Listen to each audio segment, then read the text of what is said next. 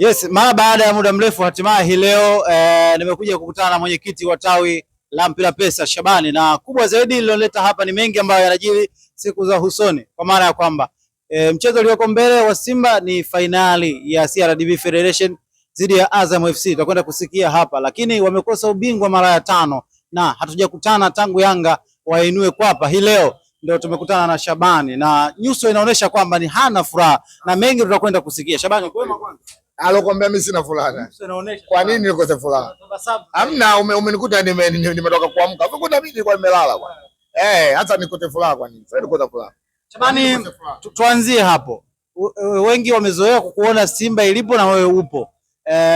Tarehe 4 kwa maana ya kesho kutwa ni mchezo wenu wa fainali ya CRDB Federation dhidi ya Azam FC. Ni ajabu kukuona ukiwa hapa Dar es Salaam hivi sasa. Kwanza tunashukuru Mwenyezi Mungu tumemaliza ligi salama na mipango yetu imeenda kama tulivyopanga, kwa sababu tuliweka target mechi 5 zilizobaki zote tupate matokeo, na kwenye mechi 5 mikakati yetu pamoja na kikosi chetu kuwa bora na mwalimu wetu Steve Barker, nadhani kila kitu kimeenda kama kilivyopangwa. Mechi zote 5 tumepata matokeo.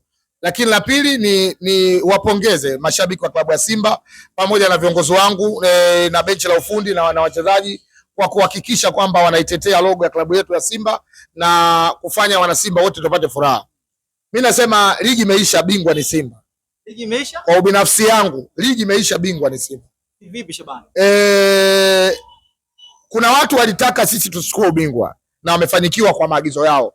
Inawezekana wengine waliahidiwa waende kukamilisha nyumba zao ziishe, wengine waliahidiwa magari, wengine waliahidiwa watoto wao wapelekwe shule. Kwa hiyo kwa mikakati hiyo wamefanikisha siku za ubingwa.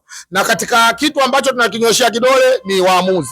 Hamna mtu asojua, sio mechi zetu, lakini hata mechi za jamaa nyingi tumeona mechi ambazo wangebidi wapoteze, mwisho wa siku mwamuzi anaamua mechi. Kwa hiyo mimi nasema katika hili bingwa Simba, kwa sababu sisi tumepitwa pointi 2 na mtu ambaye kachukua ubingwa.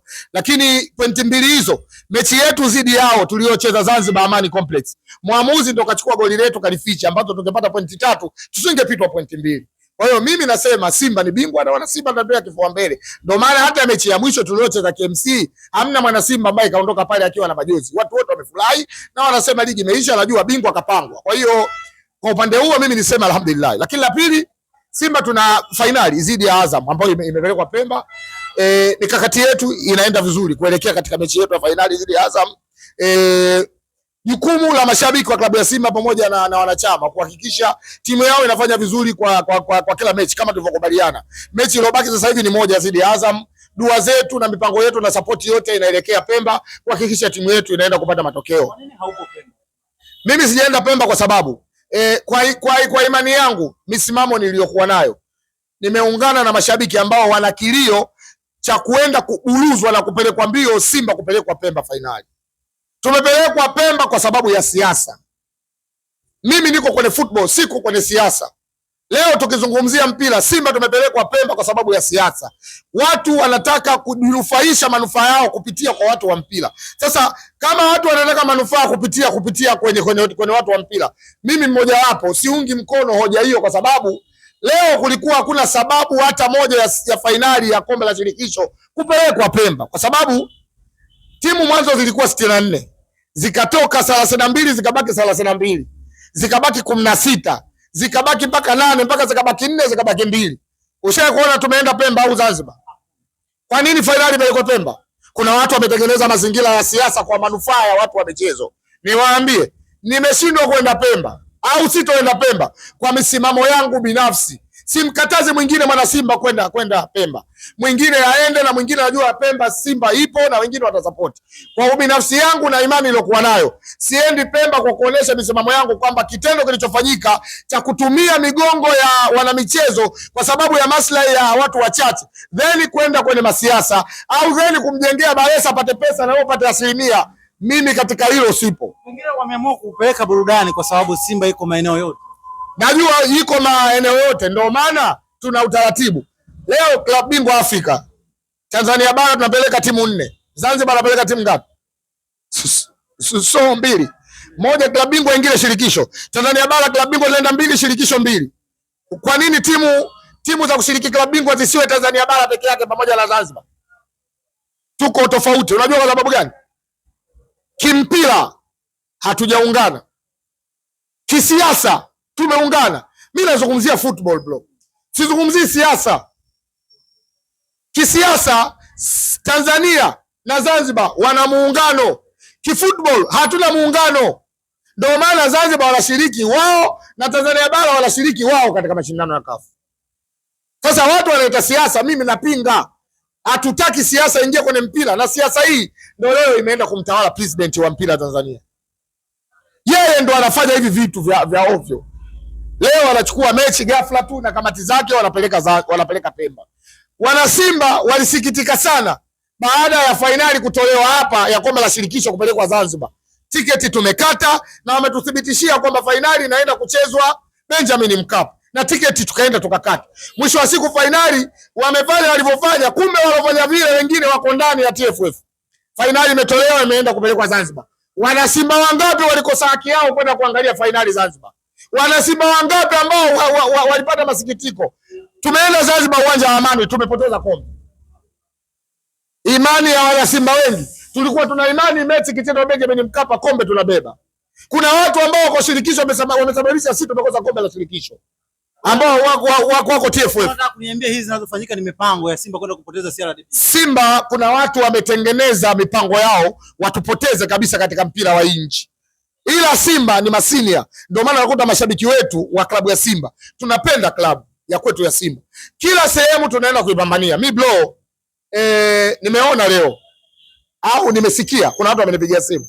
Kuna kituo kimoja cha radio, nadhani cha michezo asubuhi. Kuna mchambuzi mmoja yule mfupi kama vile kisturi hiki hapa hivi. Ambukile sio. Kasema mimi sina pesa ya kwenda Pemba. Nimwambie Ambukile mimi sina pesa ya kwenda Pemba, ili yeye roho yake ilizike. Ila mimi mwanaume ilijali. Wanaume wengi Dar es Salaam hawana wanaume ulijali kwa sababu ya tamaa ya kupelekwa na kulipiwa. Mimi nilijali. Mechi zote za Simba ambazo zimechezwa Tanzania bara hamna niliokosa. Sio Dar es Salaam wala nje ya mkoa. Na siendi peke yangu. Nimwambia Mbukile. Yes, ana familia. Ninavyoenda mikoani nabeba familia. Na watoto wa ngoma karibia 7 na wote wanaishi kupitia mimi. Tunaenda uwanjani na tunasupport Simba. Na tiketi tunakata. Sasa nimwambie, mimi sijashindwa kwenda Pemba kwa sababu ya riziki. Na viki sana, kipato changu ni kidogo sana, lakini nina bajeti maalum ya msimu mzima kwa sababu ya Simba Sports Club. Namnyoosha katika hili Ambukile. Mimi silipiwi kodi. Mimi silipiwi tiketi ya uwanjani. Mimi sina beji ya kuingia uwanjani bure, kila mechi nakata tiketi. Na sio peke yangu. Awatafute wapiga ngoma ambao wako chini yangu mimi na walipia kila mechi. Alafu ndo atajua mimi mtu wa staili gani.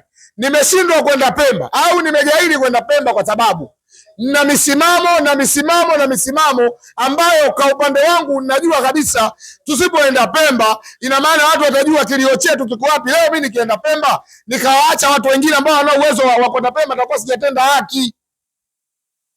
Sijui umenielewa? Mimi na uwezo kwenda Pemba hata sasa hivi nikapanda basi nikaenda Tanga nikachukua boti au nikakata tiketi nikaondoka Jumamosi pale.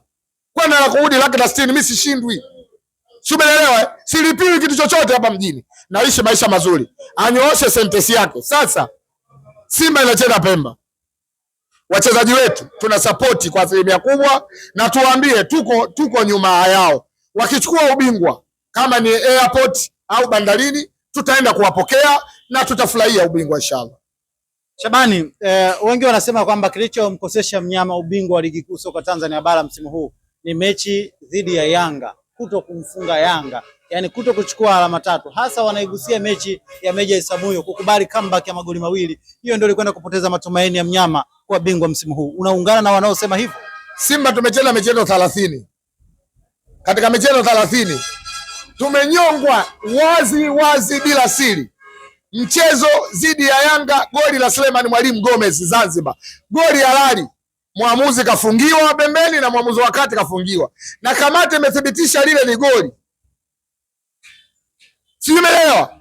Comeback ya pale Meja Samuel iache. Ni kitu cha kawaida. Kuna watu walikuwa wameshangaa kwa nini Simba wamfanywa comeback. Nadhani wanajua maana ya mpira baada ya kuona mechi ya Senegal jana na Ubelgiji. Senegal kaongoza goli 2, Ubelgiji wamfanya comeback wampata goli la 3. Yanga wakupata la 3 kweli. Mwisho mechi iliisha 2-2. Sawa, katika mpira comeback ipo. Goli yetu la mechi ya Zanzibar dhidi ya Nyuma Mwiko, goli la Selemani Mwalimu ndio limetunyima ubingwa, ndio maana anasema Simba bingwa. Tena kama kuna mtu ataki hilo mimi siwezi kumkatalia yeye kwa sababu ya maono yake. Lakini tuseme wana Simba katika ligi hii kuna waamuzi na chama cha waamuzi, mwenyekiti na katibu wake wote Yanga damu hapa. Chama cha waamuzi ambao wanapanga waamuzi, mwenyekiti na katibu wote ni Yanga, na walikuwa wanapanga waamuzi wa kuja kutumaliza Simba, na wanapanga waamuzi ambao katika mechi zingine ili timu yao iweze kunufaika, na hili liko wazi, wakatae kama wao sio Yanga. Ushahidi mkubwa wao kwamba ni Yanga mkubwa unajulikana. Kwani yule Sudi Abdi sio Mtanzania? Yule Emmanuel Chaula yule sio Mtanzania? Wote Yanga damu, wakatae. Na hao ndio wanapanga waamuzi. Tumesikia hata mechi ya Zanzibar wamepanga Kayoko, wanapanga Rajiga. Viongozi nimeona wameleka barua la mkataa Rajiga. Na waamuzi hao ndio wanafanya uchafu kwenye ligi hii. Lakini wao ndio wanawakumbatia, wanawafungia kwa siri, wanawafungulia kwa siri.